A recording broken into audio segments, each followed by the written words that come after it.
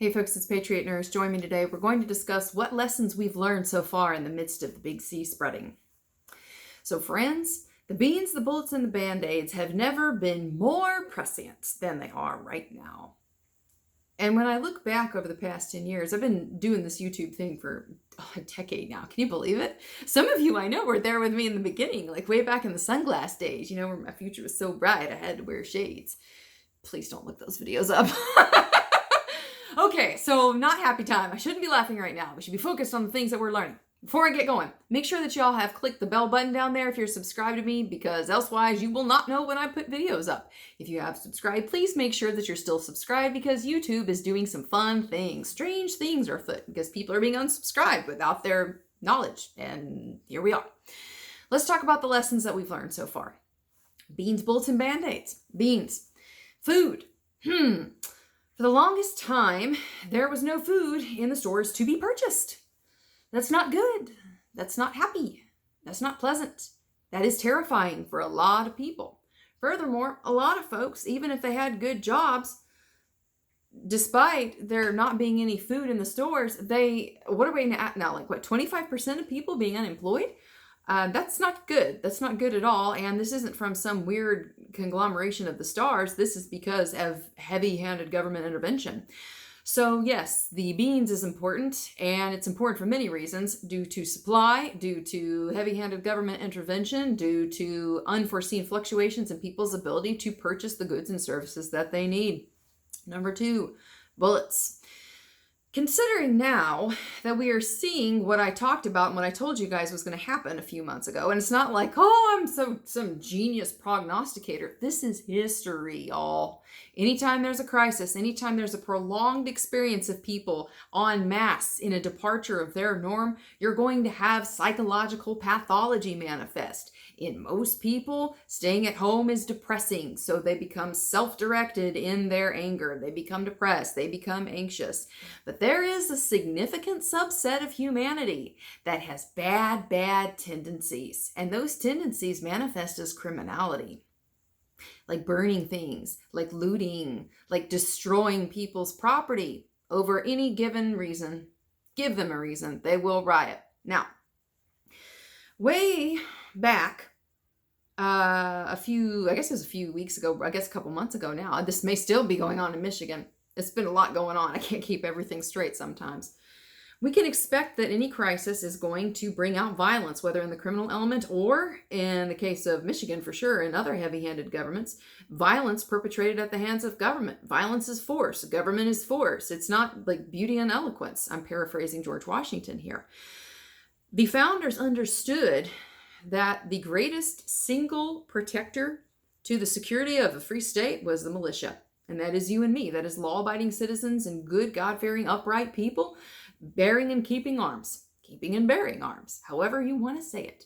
Making sure that we have the ability to defend ourselves, our property, and our communities from whatever the case may be. Whether it is the heavy hand of government, I'm here with a badge and I'm here to help, or I'm burning down your neighborhood because I saw a video of something that I don't like and that disturbs me. We're seeing people riot right now. We're seeing people do bad things. We're seeing criminals being let out of jails and prisons. So that makes me feel safer. I don't know about you. No, the bullets. A practicality here. A practicality on the bullets section. Hair twirl time. Everybody twirl your hair with me. Although some of you guys are bald out there, so you're like, I don't have anything to twirl, Patriot Nurse. The bullets portion. Bullets portion. A lot of ranges are shut down right now. So what can you do? Well, if you have a pistol or a rifle and you're at home and you can't go anywhere, or you elect not to go anywhere, or the places that you would like to go are shut down, you can always dry practice. Now, of course, you need to go through proper unload sequence, and there are protocols that need to be maintained during this, but that's not what this video is about. Dry practice, guys. Find out how to do it right, follow the procedures, and dry practice. Your ability to defend your family depends on your skills being fresh and reasonably well honed. So, bullets. Practice and own your skill. Band-aids.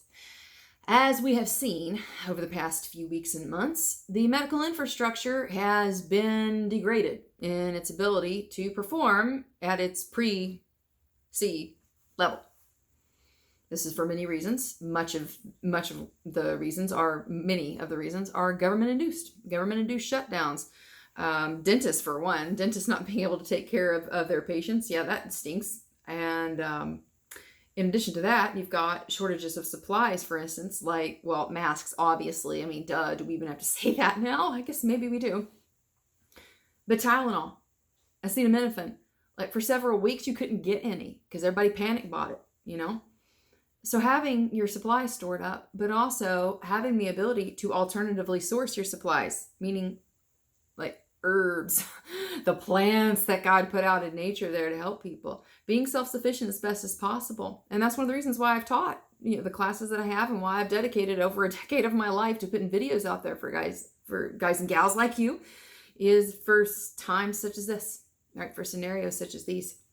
And friends, when I say self-sufficiency here, nobody can be self-sufficient entirely. The goal here is to put distance between you, your family, and dependency. Distance. It may be like here off the camera, or it may be like, okay, here, but here is better than here. Sliding scale. The lessons that we have learned, I'm being lighthearted with y'all because sometimes the subject matter is heavy enough that you've got to interject a little bit of humor for people's sanity and mental maintenance. The lessons that we have learned in this are really that preparedness and being wise and being like the ant versus the grasshopper in Aesop's fables. That pays dividends in times like this for peace of mind more than anything else, but also it gives us the ability to act charitably and to show mercy with people. Those are the lessons I think that we've learned so far. I hope it was helpful for y'all today. If you did enjoy the video, I hope you'll subscribe to me here on YouTube. Make sure you're subscribed still, and make sure you click the little bell button. That way you'll get what I sent you, and I won't spam you, I promise. I don't put stuff out like a ton to make you really, really like sick of me. Hopefully. Make sure you're subscribed. You can also support me on Patreon and Subscribestar, as well as cryptocurrency. I got links in the description box below. My newsletter's coming out, guys, in the next few days for my Patreon supporters, $5 and above. Stay strong and sane and prepared, y'all. For now, it's Patriot Nurse signing off, and I'll see y'all later.